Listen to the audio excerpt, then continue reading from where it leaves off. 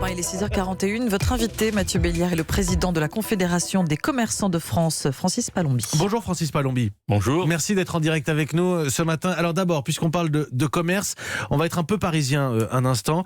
Gare du Nord, place de la Nation, une belle durée de cortège pour la manifestation aujourd'hui. 6000 policiers mobilisés, la crainte d'infiltration de Black Bloc et l'ordre qui est venu de la préfecture de police de Paris qui demande à tous les commerçants sur le parcours, et c'est un beau parcours, de fermer, de littéralement fermer aujourd'hui. Complètement. Complètement. C'est exact. Et moi, je renchéris dans ce sens, d'abord pour pas qu'ils prennent de risques par rapport à des dégâts éventuels, mais également, pardonnez-moi, mais avec une arrière-pensée et un certain intérêt, c'est que si ils dérogeaient, d'abord, ils ne pourront pas parce que les policiers seront là pour les réprimer. Mais surtout, s'ils dérogeaient à cette fermeture, eh bien, on ne pourrait plus parler d'indemnisation. Parce que, je vous le dis franchement, j'ai même eu un échange avec la secrétaire d'État hier soir. Laquelle ? Agnès Pannier-Runacher ? Agnès Pannier-Runacher, qui, il faut le dire, se démène par rapport au commerce. Elle était hier après-midi chez les commerçants et elle a lancé un appel aux consommateurs à venir acheter sur les commerces en centre-ville pour les fins d'année, pour les fêtes.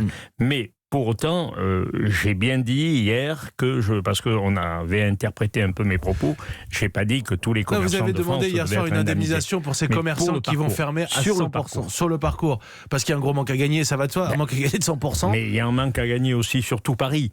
Parce que vous vous doutez bien qu'on arrive sur ces manifestations d'aujourd'hui avec derrière nous un acquis entre guillemets, plutôt des pertes, un acquis de 1 an. Avec les gilets jaunes. Ça tombe dans cette même période qui en plus est stratégique pour le commerce, on le sait, à quelques semaines de Noël. Et les samedis, c'est d'autant plus stratégique en dehors même des fêtes. Alors, juste pour reprendre dans l'ordre, 100% de manque à gagner, ça va de soi pour les magasins qui seront complètement fermés aujourd'hui, mais ça c'est un ordre de la préfecture. Et vous leur dites d'ailleurs, et c'est important, ne faites pas les malins, ne jouez pas, aux idiots, et vous restez fermés. Sécurité, la sécurité de leur personnel et d'éventuelles indemnisations que je vais demander mardi en étant reçu avec une délégation de commerçants. Maintenant, une journée comme celle-ci, avec un train sur 10 qui circule avec un trafic impossible, on l'a bien compris, les transports, ça sera extrêmement compliqué, on va attendre des chiffres dans la matinée, on va le savoir pour les bouchons en région parisienne par exemple, entre autres, on n'est pas qu'à Paris ce matin, mais pour le commerce d'une manière générale, une journée de grève comme celle-ci, ça représente quoi comme perte ? Ça représente minimum 30%. Si c'est pas plus. Aujourd'hui, comme au 1er mai et il y a quelques jours en novembre, ça représentera plus de 30% aujourd'hui, monsieur. 1 an après les gilets jaunes, on le rappelle encore une fois. Et la moyenne... Il y a des commerçants qui, en moyenne, ont perdu 30, mais depuis toute la période, et certains ont fermé. Il y en a qui n'ont pas pu résister. Et la grosse crainte pour vous, Francis Palombi, je rappelle que vous représentez les commerçants ce matin sur Europe 1, les commerçants indépendants. Votre crainte, c'est que ça se prolonge. Vous savez qu'aujourd'hui et demain... En gros, vous dites quoi ? Vous dites aujourd'hui et demain, c'est foutu, mais il faut que ça s'arrête. On demande au gouvernement de prendre toutes mesures, de prendre des mesures. Alors je sais bien que le gouvernement n'est peut-être pas prophète non plus, magicien. C'est vrai que démocratiquement, on ne peut pas empêcher à des gens de manifester, mais à condition que ce soit dans les règles et dans le cadre, ce qui n'a pas toujours été le cas pour les Gilets jaunes. Mais là c'est une manifestation un peu style 1995. Donc c'est classique, c'est les syndicats, ils sont organisés, structurés, dépôt de préavis de dépôt, etc. Mais si ça dure, c'est un drame parce que ça fera à 1 an d'intervalle, 2 fois les fêtes flinguées au niveau des chiffres d'affaires et au niveau des commerces. Donc, à un moment donné, le compte d'exploitation, il explose. Il peut plus supporter. Une petite question tout de même, Francis Palombi, sur les salariés, parce que dans le commerce, on est parfois seul ou entreprise familiale, mais parfois on a des salariés, des vendeurs, des vendeuses qui vont avoir du mal à venir aujourd'hui. Ça, c'est un souci aussi, d'ailleurs.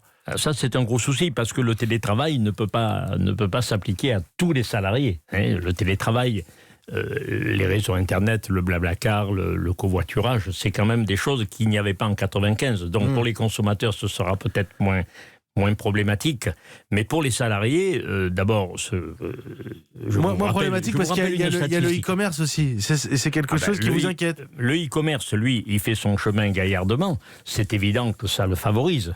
Alors c'est vrai que le président de la FEVAD, François de Montboisse, m'avait dit que nous a la dit vente à distance. que C'est ça les n'avait pas commerçants de vente à tellement distance. influencé, il n'y avait pas des... Mais par contre, ce que je voulais vous apporter comme statistique, puisqu'on a échangé sur des stats, 40% des CDD n'ont pas été renouvelés et 20% des CDI ont été supprimés. Donc, effet sur l'emploi des salariés. Non, mais ça, c'est de l'emploi. Et puis, si je peux me permettre, c'est de l'emploi non délocalisable. On a un commerce, on a besoin de vendeurs, de vendeuses, on a besoin de personnel, évidemment. Et vous dites, sont pas délocalisables. Là, vous dites, si ça dure, on va pas pouvoir embaucher les CDD qu'on embauche d'habitude en fin de saison. Et après, la phase d'après, c'est la clé sous la porte. Alors, c'est pour ça que mardi, auprès des services de Madame Ruinacher, de Madame la ministre Ruinacher, nous allons évoquer ces questions, parce qu'il y a aussi des indemnisations qui n'ont pas été encore versés pour des dossiers qui ont été montés il y a quelques mois. Donc on va évoquer tous ces sujets et la suite, si ça dure.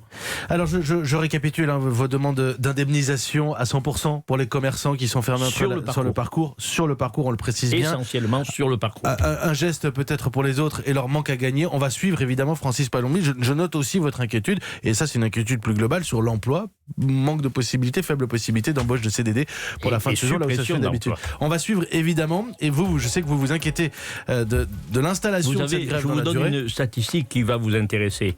Un emploi Amazon dans la librairie, une de mes fédérations, que je soutiens bien sûr, un emploi Amazon représente 18 emplois chez les libraires. Absolument incomparable. Vous voyez un peu cette proproportion. Bon, c'est un peu en sus de ce que bien sûr. Mais je rappelle d'ailleurs que vous représentez 19 fédérations, 1 million de salariés et 450 000 entreprises. Que des indépendants de moins de 11 et 100 salariés. Des TPE. Donc merci beaucoup Francis Palombi, président de la Confédération des commerçants de France, d'être venu ce matin en ce jour de grève, de mouvement social, à vous exprimer en direct sur Europe 1.